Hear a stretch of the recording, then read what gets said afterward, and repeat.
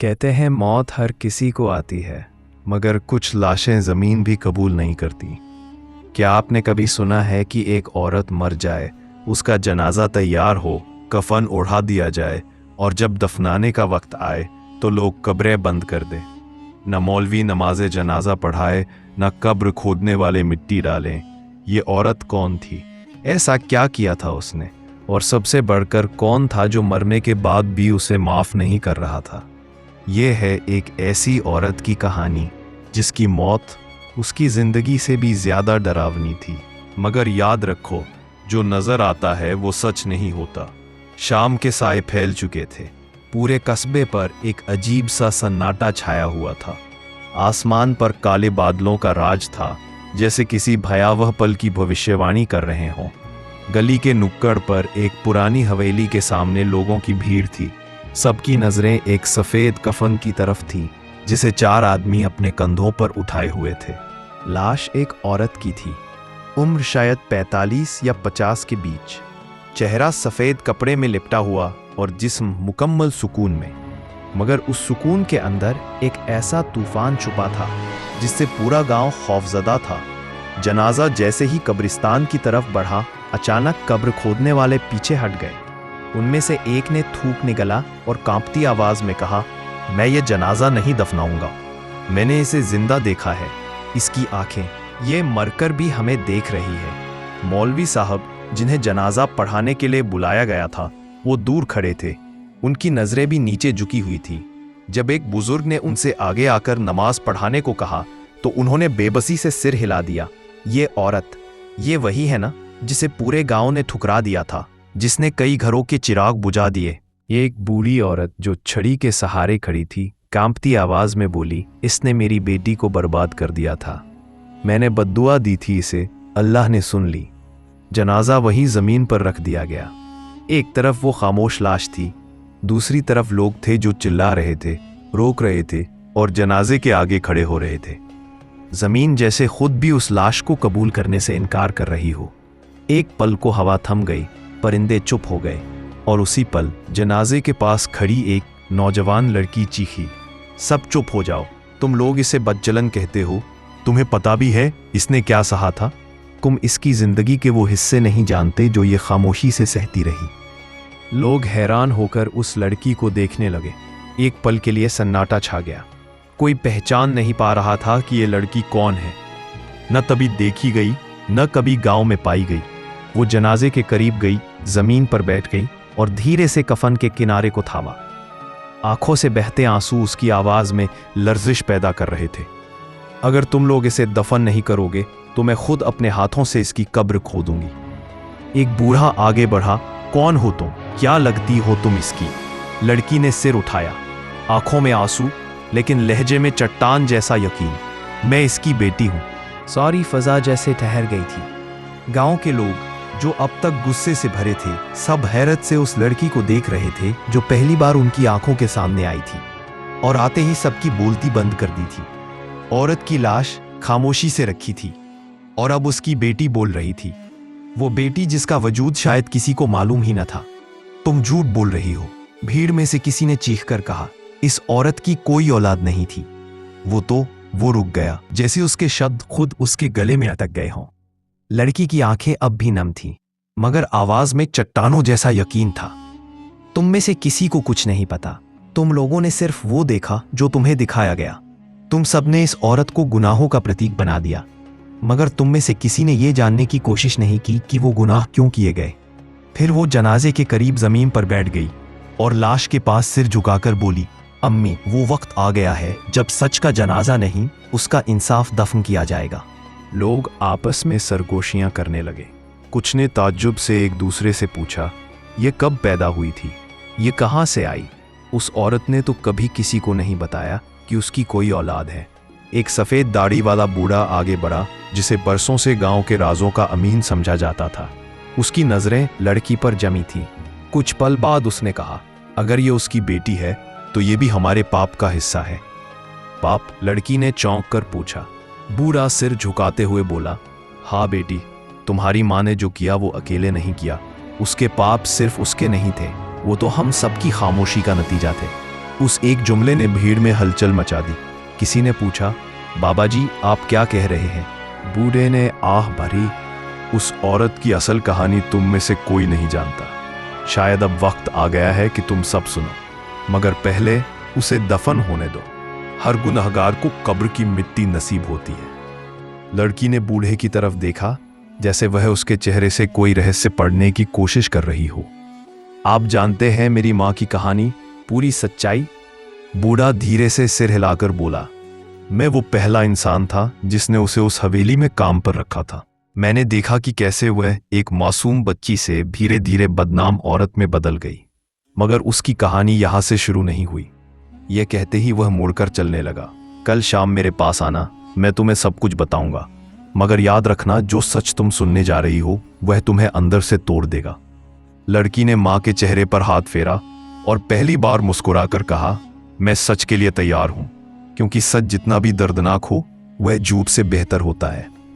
पल चारों जनाजा उठाने वाले चुपचाप आगे बढ़े। अब कोई रुकावट नहीं थी, न शोर न इल्जाम, बस हवा की सरसराहट और कफन की नरमी। लाश को कब्र में उतारा गया। लड़की ने मिट्टी का पहला मुट्ठा अपनी मां की कब्र पर डाला और फुसफुसाई, अब आराम करो, तुम्हारी बेटी आ गई है, बाकी सब हिसाब मैं चुकाऊंगी। रात का वक्त था, आसमान पर चांद निकला हुआ था, मगर रोशनी के बावजूद गांव की गलियां अंधेरी लग रही थीं। बूढ़े आदमी का घर पुराना और खामोश था, जैसे खुद वक्त का एक टुकड़ा हो। लड़की दरवाजे पर पहुंची तो उसने बिना आवाज दिए अंदर कदम रखा। चरचराते फर्श, पुरानी किताबों की खुशबू और दीवारों पर टंगी खामोश तस्वीरें, ये सब जैसे वक्त की सच्चाई सुनाने के लिए तैयार थे। बूढ़ा एक चिराग के करीब बैठा था, हाथ में एक पुराना संदूकचा।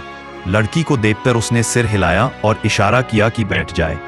बेटी, वह धीरे से बोला, जिसे तुम अपनी माँ कहती हो उसका नाम जुलेखा था, मगर तुम्हें यह जानकर हैरत होगी कि वो हमेशा से बदचलन नहीं थी।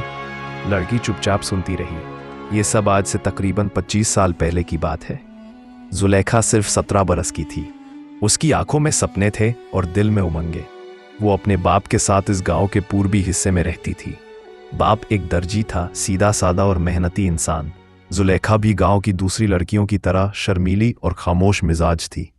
बूढ़े ने संदूकचे में से एक पुराना रुमाल निकाला, जिस पर पीली कढ़ाई थी। ये जुलेखा के हाथ का बनाया हुआ है, तुम देख सकती हो कितनी नफासत से काम करती। लड़की ने रुमाल हाथ में लिया, आंखों के सामने से गुजारा। दिल में एक सिहरन सी दौड़ गई। मगर फिर वो दिन आया जब गांव का सबसे ताकतवर जमींदार नासिर खान उसकी गली से गुजरा। उसे जुलेखा की खूबसूरती भा गई और उसने वही कर डाला जो हमेशा ताकत वाले कमजोरों के साथ करते हैं। नासिर खान ने उसके बाप पर झूठा कर्ज डालकर उसे मजबूर किया कि जुलेखा को हवेली में काम के लिए भेजे। बाप मजबूर था और जुलेखा बेखबर। हवेली की दीवारों के पीछे जो कुछ हुआ वो किसी को पता ना चला। लेकिन कुछ महीनों बाद जुलेखा वापस लौटी, मगर चुप और बुझी हुई। उसके बाप ने जब सवाल किया तो अगली सुबह उसकी लाश कुएं से निकली। लड़की ने घबराकर बूढ़े को देखा।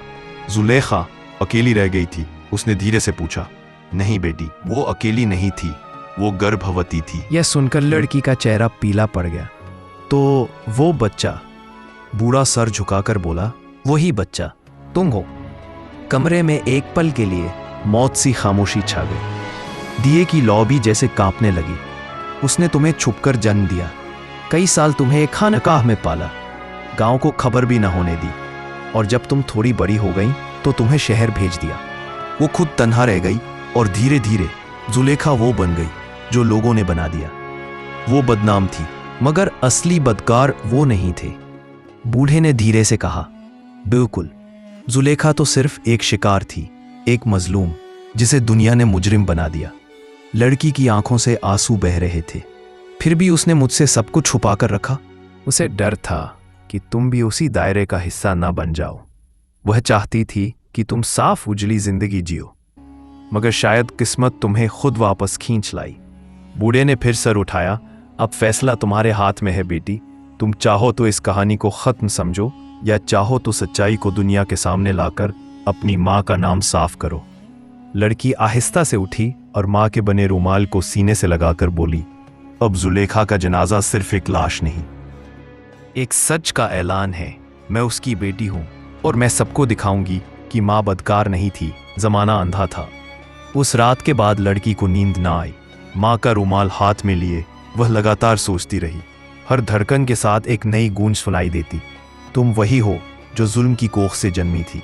सुबह हुई तो सूरज की किरणें उसके चेहरे पर पड़ी, मगर वह रोशनी भी दिल के अंधेरे को दूर न कर सकी। बूढ़े की बातें उसके दिमाग में गूंज रही थीं। उसने फैसला कर लिया था कि सच्चाई के रास्ते पर चलेगी, चाहे वह रास्ता कितना ही कांटों भरा क्यों न हो। वह दोबारा उस हवेली के सामने आ पहुंची जहां जुलेखा को नौकरी के बहाने भेजा गया था। वही हवेली जिसकी ऊंची दीवारों में उसकी मां की इज्जत दफन थी। अब हवेली जर्जर हो चुकी थी और उसके अंदर सिर्फ धूल, मकड़ियों के जाले और खामोश यादें बची थीं। लड़की अंदर दाखिल हुई। हर कदम के साथ फर्श चरमराता जैसे अतीत बोल रहा हो। एक पुराना आईना दीवार पर टंगा था। उसने अपने चेहरे को देखा और हैरानी से पीछे हट गई। उसे लगा जैसे वह जुलेखा को देख रही हो। वही आंखें, वही दर्द, वही चुप्पी। तभी पीछे से एक खांसी की आवाज आई। वह घबराकर पलटी। एक बूढ़ा नौकर जो कभी नासिर खान के साथ रहा था, दरवाजे की चौखट से टेक लगाए खड़ा था। जुलेखा की बेटी हो? उसने पूछा। लड़की ने हाँ में सिर हिलाया। हाँ, और मैं जानना चाहती हूं कि इस हवेली में उसके साथ क्या हुआ था। बूढ़े ने आह भरी। तुम जैसी लड़कियों सच बर्दाश्त नहीं कर सकती, तो फिर मुझे तोड़ दो, मगर सच छुपाओ मत। बूढ़ा जमीन पर बैठते हुए कहने लगा। नासिर खान एक दरिंदा था। वह ताकत के नशे में अंधा हो चुका था। जुलेखा उसके लिए सिर्फ एक खिलौना थी। हवेली में उसे आए सिर्फ एक महीना हुआ था कि एक रात चीखों की आवाज आई। मैं दौड़ा मगर दरवाजा बंद था। सुबह जुलेखा खामोश थी, नजरें झुकी हुई थी।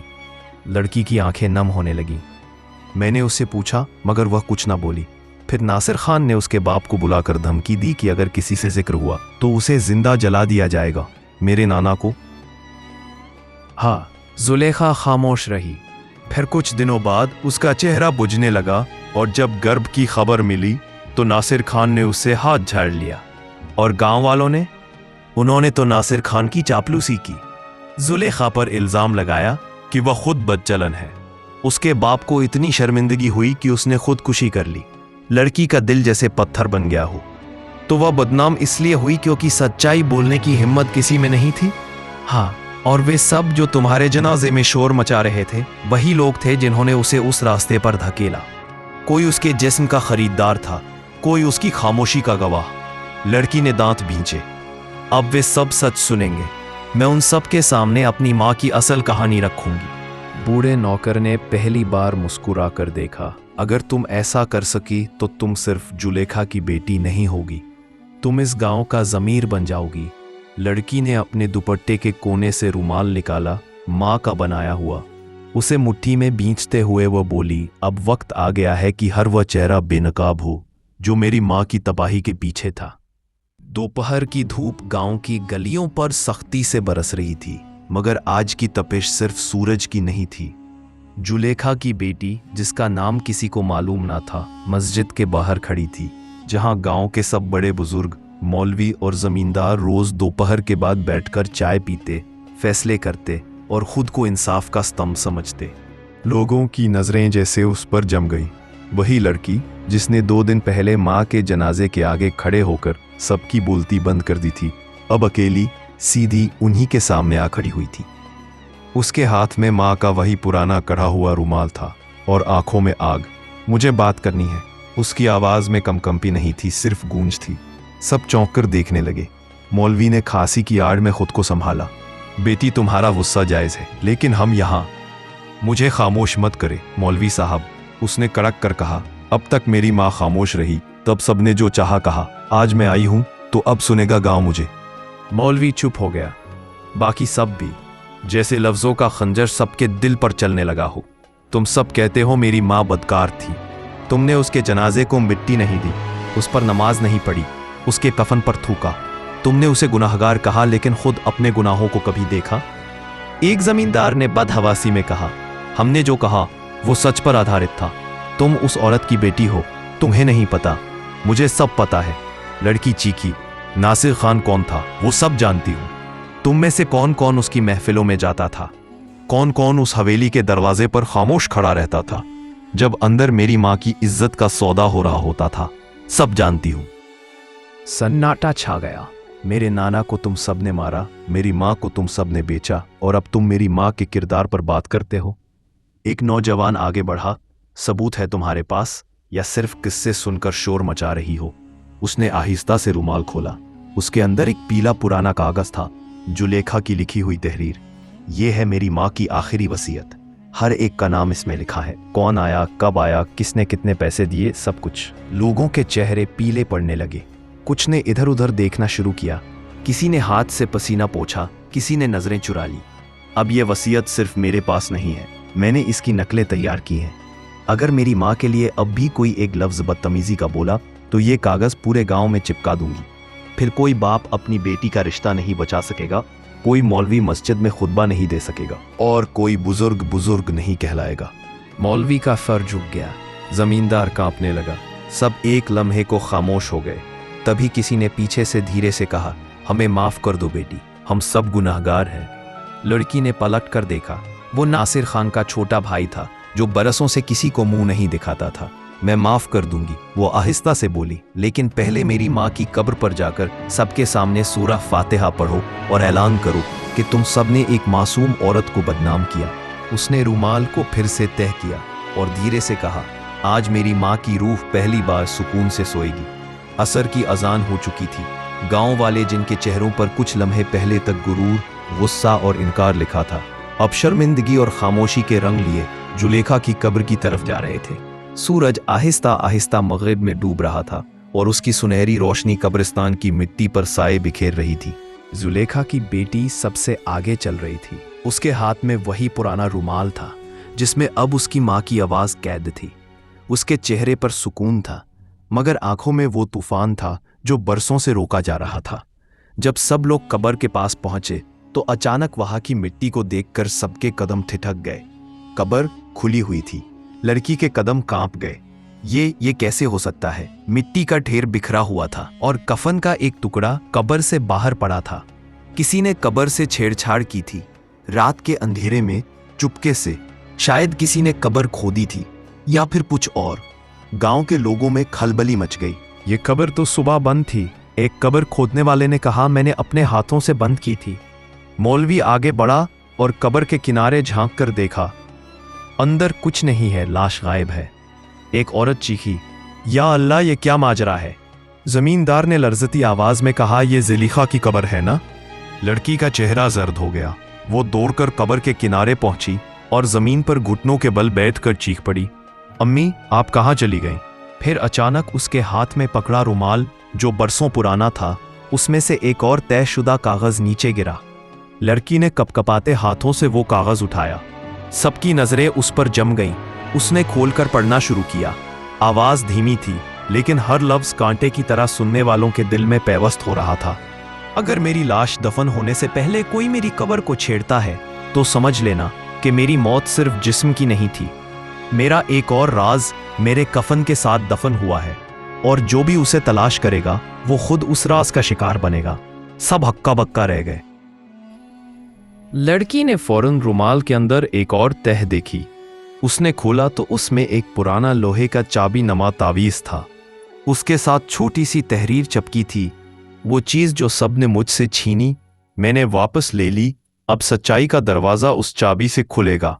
पुरानी मस्जिद के नीचे मेहराब के पीछे, जहां नासिर खान ने मेरा सब कुछ दफन किया था। मौलवी, जमींदार और सब लोग जैसे पत्थर बन गए। नासिर खान, किसी ने कांपती आवाज में दोहराया, उसका नाम दोबारा मत लो, वो मर चुका है। उसके गुनाह उसके साथ दफन हो चुके हैं। लड़की ने जमीन से मिट्टी उठाकर माँ की कब्र पर फेंकी। लेकिन तुम सबके गुनाह अभी बाकी हैं। मैं अब उस तावीज को लेकर उस दरवाजे तक जाऊंगी जो सच का असल मना खोलेगा। सूरज अब गुरूब हो चुका था और अंधेरा हर तरफ फैलने लगा था, जैसे जमीन पर फिर एक नया राज उतरने वाला हो। रात अंधेरी थी। आसमान पर चांद तो था, मगर बादलों के पीछे छुपा हुआ। गांव की गलियों में सन्नाटा फैला हुआ था, जैसे कोई बड़ी आफत आने वाली हो। ज़ुलेखा की बेटी हाथ में वो लोहे का तावीज लिए तन्हा पुरानी मस्जिद की तरफ जा रही थी। वो मस्जिद जो बरसों से बंद पड़ी थी, जहां कोई अजान न होती, कोई सफाई न हुई, सिर्फ संकचन, सन्नाटा और माजी की गूंज। दरवाजा जंग आलूद था, मगर किसी ने अंदर से ताला नहीं लगाया था। हल्के से धक्का देने पर दरवाजा कराहते हुए खुल गया। अंदर की फजा ठंडी और भारी थी, जैसे दीवारों में चीखें तैद हों। वो मस्जिद के मेहराब की तरफ बढ़ी। माँ की वसीयत के मुताबिक वही जगह थी जहां कोई दरवाजा छुपा था। एक दरवाजा जो शायद पत्थर का था या रास का। मेहराब के नीचे फर्श पर एक मखसूस नक्श बना हुआ था, हल्के में बंद अरबी अल्फाज जो वक्त के साथ मध्यम हो चुके थे। इन अल्फाज के बीच एक छोटा सा सुराख था जिसमें तावीज बखूबी फिट होता नजर आ रहा था। लड़की ने थोड़ा झिझक कर तावीज को सुराख में डाला। नीचे सीढ़ियां थीं, तारीकी में डूबी हुई, गीली और खाली। वो सीढ़ियों की तरफ झुकी, माचिस निकाली और एक पुरानी मोमबत्ती जलाई। रोशनी थोड़ी सी बढ़ी और उसमें पहला कदम नीचे रखा। हर सीढ़ी के साथ हवा ठंडी होती गई, सांस भारी और माहौल बोझल। नीचे तकरीबन 20 सीढ़ियां थीं और आखिर में एक छोटा सा कमरा था। पत्थर की दीवारों पर पुराने खून के धब्बे और कोने में रखी एक टूटी हुई कुर्सी और एक संदूक। उसके कदम रुक गए, दिल जोर जोर से धड़क रहा था। वो संदूक के पास गई, झुककर उस पर हाथ फेरा। इस पर खर्ची हुई तहरीर थी, ये ज़ुलेखा की आखिरी चीख है। लड़की ने धीरे से संदूक खोला। अंदर मौजूद चीजें वक्त के थप्पड़ खा चुकी थी, मगर सच अब भी चीख रहा था। एक पुराना डायरी नमा रजिस्टर जिस पर ज़ुलेखा का नाम लिखा था, कई तस्वीरें जिनमें गांव के कुछ मुअज़्ज़ज़ समझे जाने वाले चेहरे मौजूद थे। कुछ तस्वीरें बेलिबास, कुछ बेहोशी में ली गईं, और एक ऑडियो रिकॉर्डर जिसके साथ चट लगी थी। अगर कभी तुम तक ये पहुंचे तो जान लो कि मैं जिंदा रहकर मर चुकी हूँ, मगर मेरा सच जिंदा है। लड़की के हाथ कांपने लगे। उसने रिकॉर्डर ऑन किया। ज़ुलेखा की आवाज़ थी, थकी, रोती और जख्मी। मेरा नाम ज़ुलेखा है, और अगर तुम ये सुन रहे हो तो शायद मैं इस दुनिया में नहीं हूँ। नासिर खान ने मुझे नौकरी के बहाने बुलाया और मेरी जिंदगी तबाह कर दी। फिर वही मौलवी जो आज मुझे गुनाहगार कहते हैं, वो रात के अंधेरे में आते थे और मुझे फतवा सुनाते थे कि मेरा जिस्म अब उनके हक में वक्फ है। ये डायरी, ये तस्वीरें, सब कुछ ले जाओ, लोगों को दिखाओ कि गुनाहगार कौन था। मैं सिर्फ ज़ुलेखा नहीं, मैं हर उस औरत का अक्स हूँ जिसे मुआशरा पहले नोचता है, फिर दफन होने नहीं देता। जमींदार मुझे सौदा समझते थे, मुझ पर थोका। उनके शोहर मेरे गुनाह में बराबर के शरीक थे।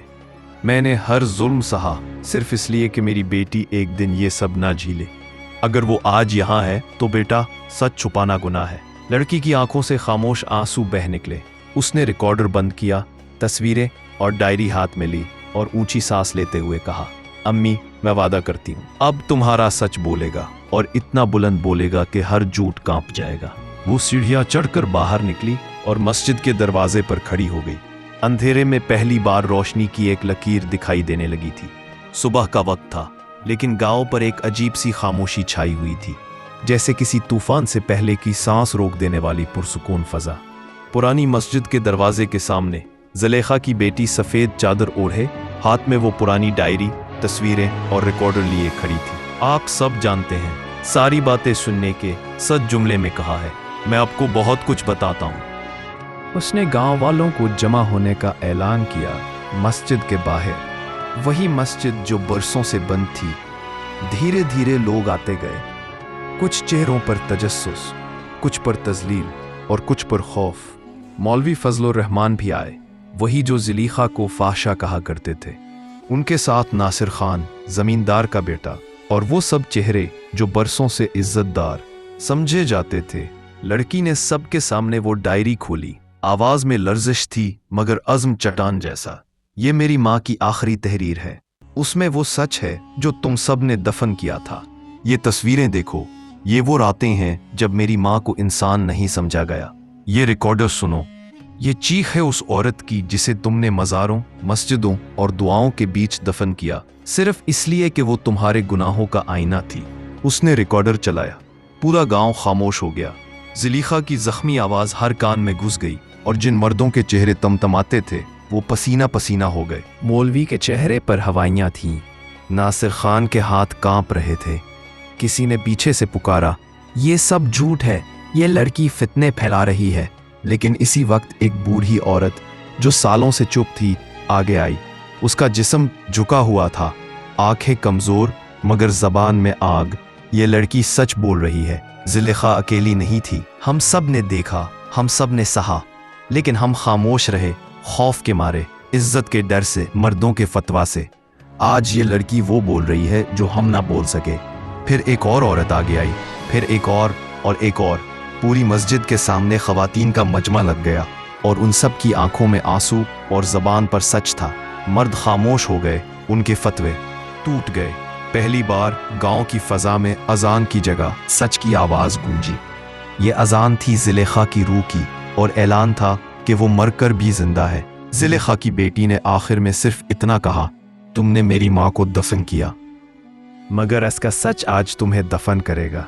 ये गांव अब उन मर्दों का नहीं रहेगा जिनके हाथों में कुरान था और दिलों में शैतान।